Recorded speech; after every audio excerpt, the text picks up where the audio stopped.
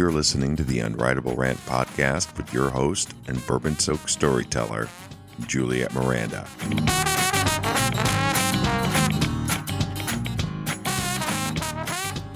Well, hey there, y'all. It's Juliette Miranda, and this is episode 138 of the Unwritable Rant podcast.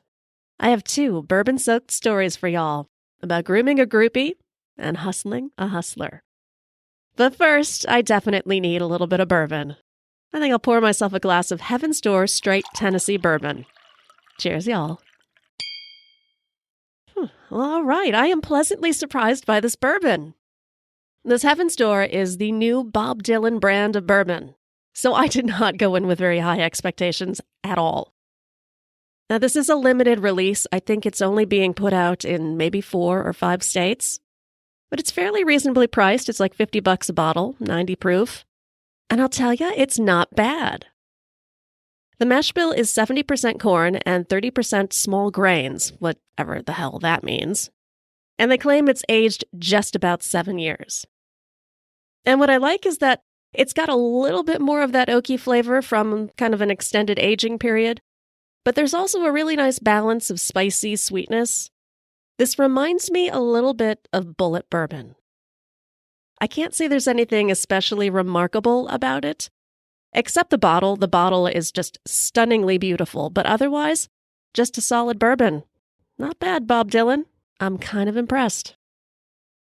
And it's actually rather fitting that I'm drinking bourbon from a musician because I've been thinking a lot about the word groupie lately.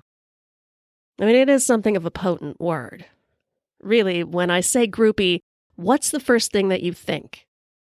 I'm going to take a wild guess and say that you did not immediately think of a groupie as someone who loves music. And I wouldn't blame you. I totally wouldn't. Because there were many, many, many years where I just refused to identify myself as a groupie. I mean, it was hard enough being taken seriously as a female rock writer during that time. I didn't need to have the word groupie hurled in my direction like rotten fruit. But y'all, if you have listened to this podcast long enough, you know the truth. I was a groupie. I was a groupie to the core. Now, I was discerning and occasionally smart about it, and Lord knows I did everything I could to behave like a credible journalist. That still doesn't change the fact that the whole reason I became a rock writer in the first place was to get closer to the bands who made the music that I loved. As I got older and considerably more jaded, music really stopped being important to me. Because it became a job, and a rather distasteful one. So for a long time, I started to not exactly hate music, but I just didn't have the same passion for it. And my guy will tell you pretty much the same thing about being a musician. He had the record deal and the tours and everything that came with them, but it didn't change the fact that for him, it was a grind that he was all too happy to end. Now, I only mention any of this because a few weeks ago, my guy and I went to see Randy Houser play at a club in Chicago. And y'all, it kind of changed everything. Of course, going to a concert as an adult is an entirely different experience than when you're younger. And I'm guessing there's a 17-year-old me out there somewhere who really wanted to kick my ass when I showed up that night. My guy and I walked in, and our main concern was just comfort. And I feel so old saying that. I do, but damn it, I didn't want to be pressed in front of the stage with 5,000 sweaty and dripping maniacs. And I didn't want to have to claw my way through a drunken barricade just to find the damn bar. So my guy and I settled what is essentially an old people corral. And if you've ever been to a general admission show, you know exactly which area I mean. It's the section just off the side of the sound booth. I think you need to be at least 35 to stand in this area. And while fanny packs aren't a requirement, you will definitely see several. You will also find sensible shoes, coats, and earplugs. I remember my dad wearing earplugs to concerts, and I used to roll my eyes because isn't the whole point to hear the music? I suppose now, as old people, we have to be concerned about hearing loss, but Nevertheless, in this area, there's always room to stand. You don't have to worry about people like flopping on top of you. Because if there's anyone who appreciates personal space, it's old people. Now, I will admit my guy and I didn't exactly fit in this weird concert microcosm, because we certainly got a lot of dirty looks when we started to get a little bourbon rowdy during the opening band. But I'll tell you, the sound right there is awesome. And the location was just far enough removed from the main floor that it seemed like prime club real estate. But then, Randy Houser took the stage. In case you're not familiar with him, Randy Houser is a country singer.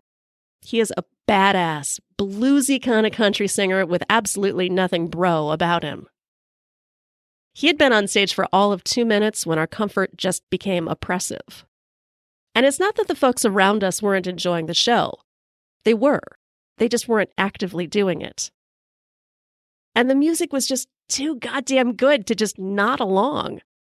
So my guy and I, we found ourselves boot stomping our way right out of the old people corral and into the heart of the dance floor. And suddenly, I didn't care if my feet hurt. It didn't matter if people were knocking into me. And I'll tell you, no urge to pee would be so great as to convince me to leave that floor. Because there, as I yelled out lyrics and kicked up my heels, I remembered exactly what it is that I love about music. It's that energy, it's that charge you get from seeing somebody perform really good songs. And my guy was clearly feeling the same thing. So we knocked back some more bourbon and danced, and as the band just powered through one hit after another, I was struck by a genius idea. We were going to ambush Randy after the show. So I yell this idea over to my guy, who just grins like the devil and says, "I am way ahead of you." Now, I admit we were both somewhat motivated by mischief. But two, I wanted to prove to myself that I did not need to be put out to groupie pasture. We did not have backstage passes. We definitely were not on the list. But damn it, I wanted to get to Randy Houser. If for no other reason than just to tell him that he's awesome. Normally, this kind of covert crack-up requires a bit of reconnaissance. Fortunately, my guy and I are both very familiar with that club. So we knew that there was no backstage area, which didn't exactly complicate things, but it did limit our time frame to accost Randy. Bands were hustled in and out by a back door that led into an alley, and then they would be escorted into a waiting bus or car. So there would be maybe 3 minutes between Randy finishing his encore and getting the hell out of Dodge. Well, 3 minutes and me. And when I set my mind to it, there is no getting around me. So we duck out of the club before Randy begins his encore. It was a little bit of a bummer to not catch the rest of the show, but with misadventure, there does come some sacrifice. This particular club is located in something of an entertainment complex. They've got a ton of restaurants and this mega bowling alley and all sorts of other nonsense that you've got to get around to get to this back alley. The most direct path actually involves cutting through a utility access road. It's lined with overflowing restaurant dumpsters just stinking of day-old nachos and hot wings. And just as we're about to duck behind one of these dumpsters, I see a girl. She is decked out in full-on country gear. The boots, the white tank top, the skinny jeans. Y'all, if there ever was a mini-me, she would be it.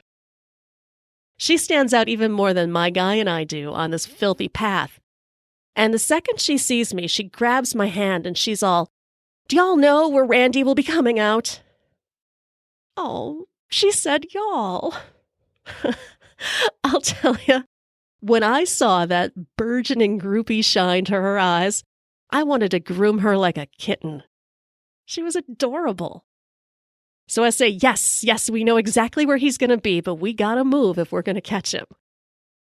So my guy leads the way, and the three of us dash off on the world's weirdest parkour course. We are dodging heaped trash bags, ducking under railings, and finally hopping down a ramp to the back of the club. And there, damn it, there's a security guard waiting.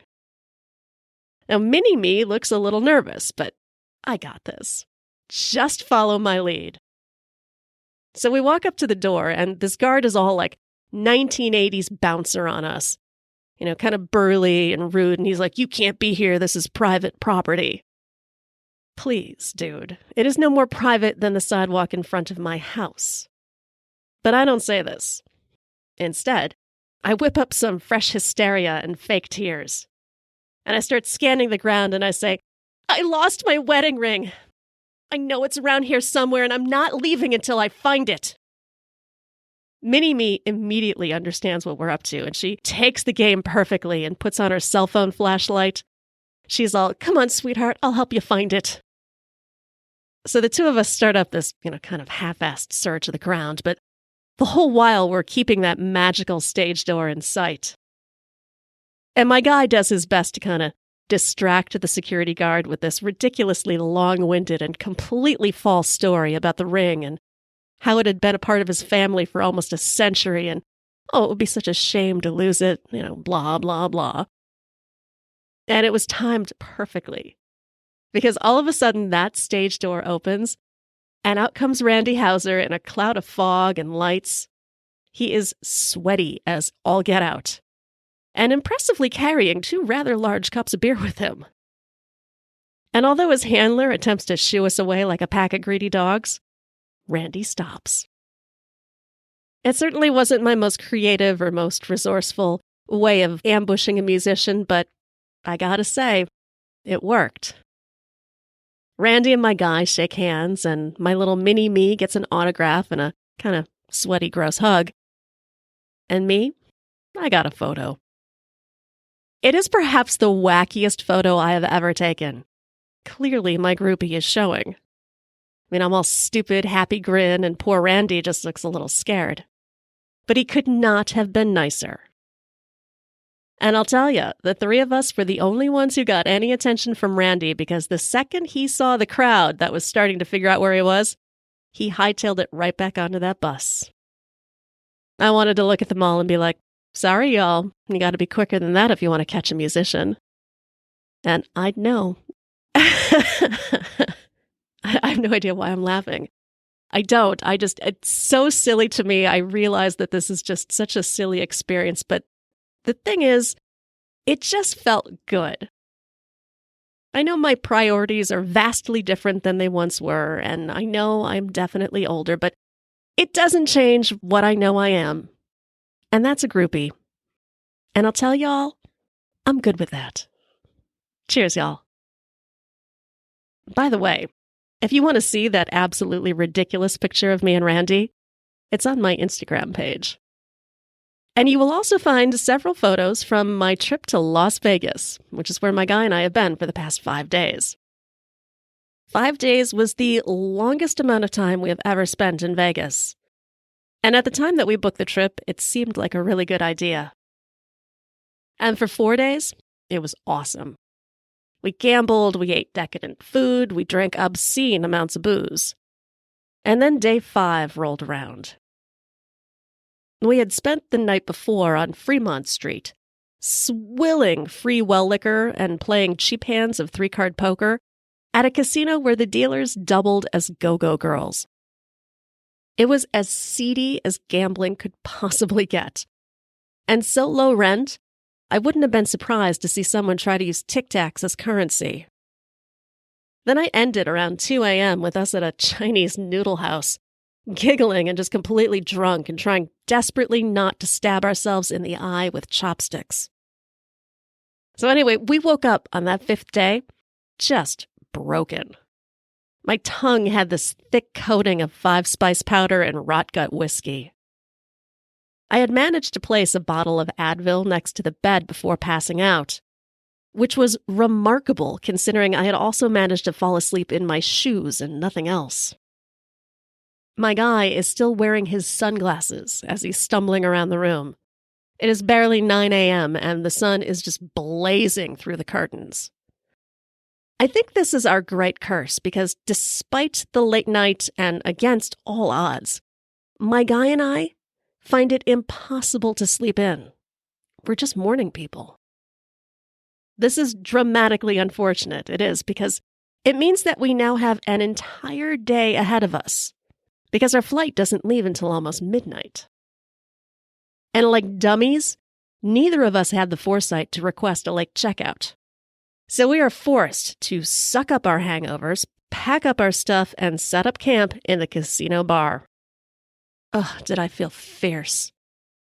And not in a Beyoncé video way, but in a Charles Bukowski's used bedsheets way. Oh, it was so gross. I felt, just ick. Not my finest moment. So we start to play a few hands of video poker while we're waiting for our cocktails, because what else are we going to do? Now me, I could have very easily sat at that bar for the next 10 hours. But my guy, bless his restless heart, he's not the nester that I am.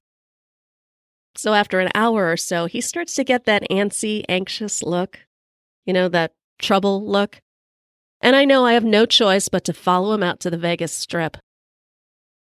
We have absolutely no destination in mind and all the time in the world to get there. So we just start walking. We start at the Paris and we are headed toward Treasure Island. The sun is just marinating the worst of last night's bender into my skin. And I'm just kind of trudging along next to my guy, hating every step and slurping from this vodka grapefruit, hoping that the combo of booze, fruit, and sugar would just clear this remnant haze I have around me. And just as I'm starting to feel like I could return to the land of the living, I am approached by one of those goddamn strip hustlers. You can't walk more than 10 steps without smacking into one, and man, are they aggressive. My guy is far more tolerant of these street creatures than I am, which is just further testament to how much of a nicer person he is than me. He'll just kind of walk past them with a very cordial no thanks. Me, on the other hand, I will get downright nasty. In fact, in the past 4 days, I had knocked a stack of 2-for-1 escort flyers right out into the street.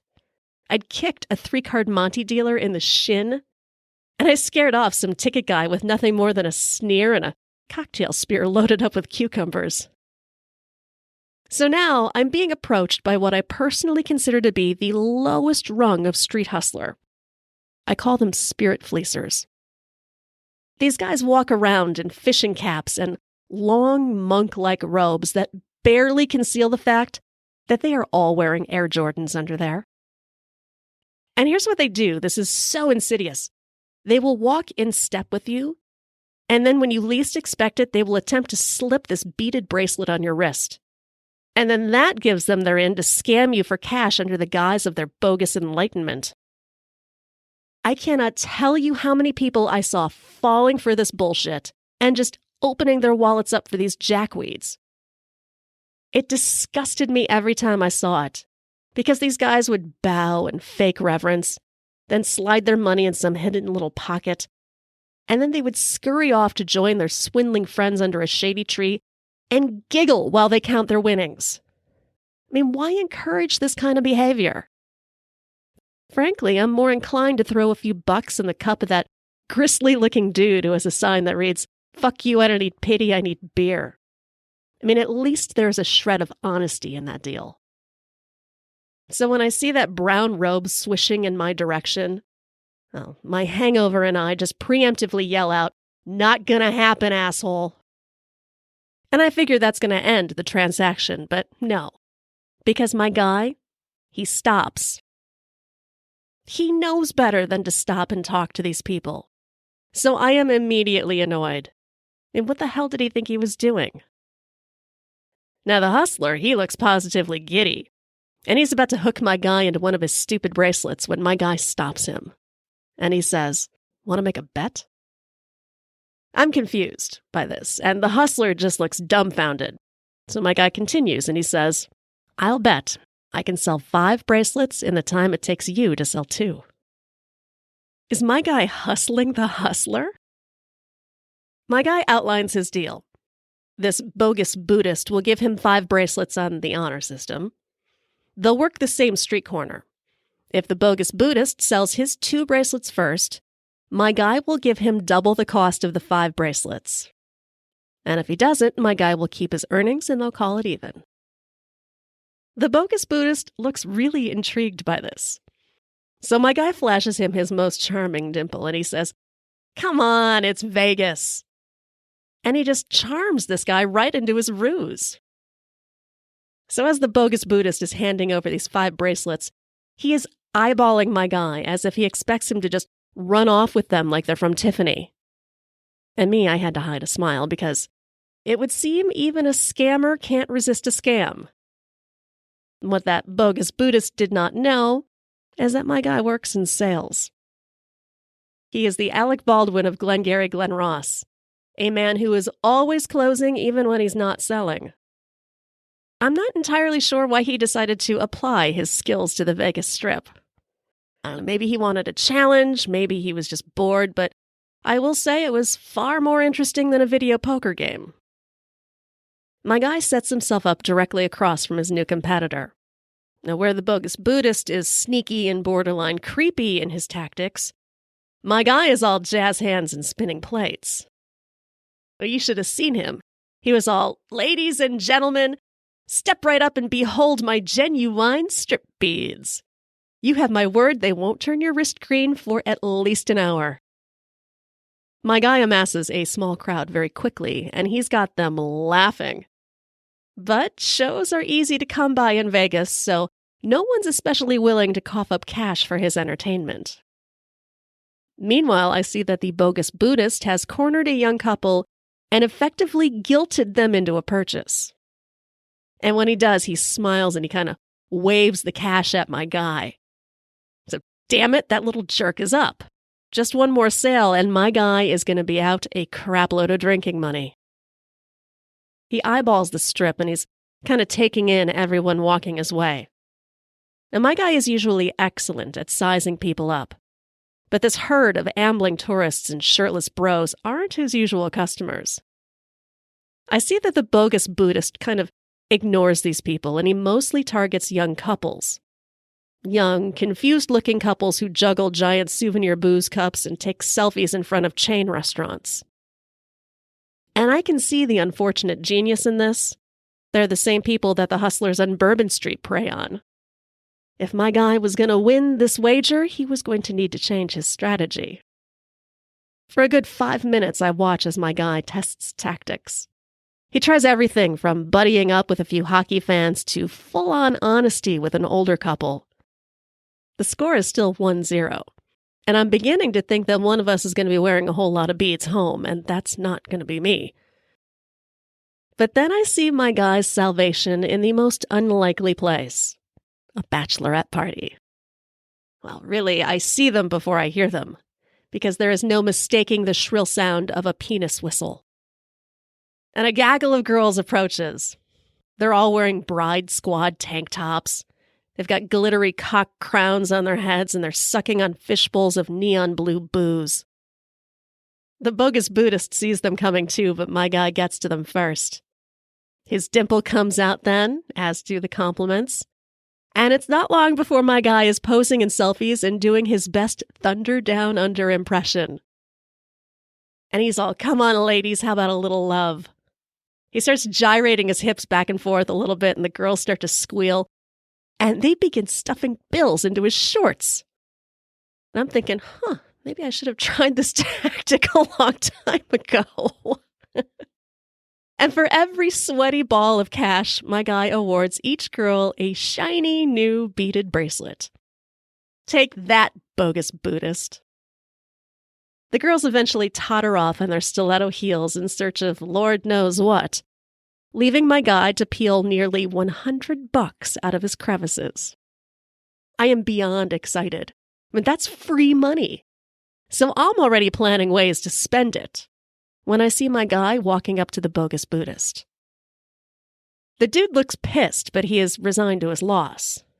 And I fully expected my guy to give him a cheeky, "What are you going to do?" kind of shrug. But he didn't do that. No. Instead, he hands that bogus Buddhist all of the money. Not a 5, not a 20, all of it.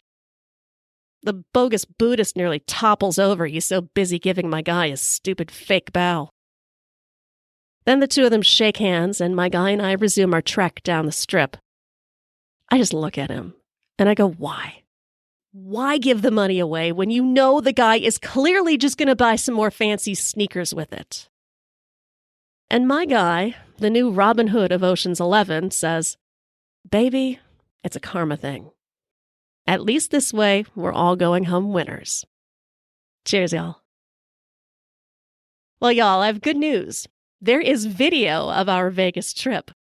Part 1 of our video series on Las Vegas is up right now, and that features us and the folks from the Drift and Ramble podcast hanging out and getting a very cool craft cocktail made for us at the Cosmopolitan.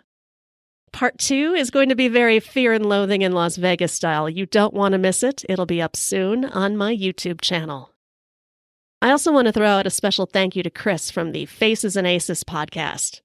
He gave us some great tips on where to go in Vegas, and thanks to him, we had an amazing time.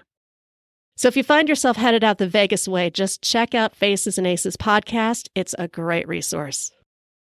And don't forget, theunwritablерant.com is your source of everything. Back episodes of the podcast, and our merch store, which is full of flasks and t-shirts. And now, more bourbon from me. Hope you all have a great week. I'll be back to chat with you again next Sunday. Cheers, y'all. Go to theunwritablерant.com and sign up to get early access to interviews and new videos. And don't forget to connect with Juliette on Twitter at Morning Neurosis. Girl, you as pretty as a Sunday morning, standing on the corner at Corralled. What you say we make our way up to Bourbon, a couple hurricanes and a hand grenade, and get blown away and let the chips fall where they may. If it's all the same, what you say, bon ton,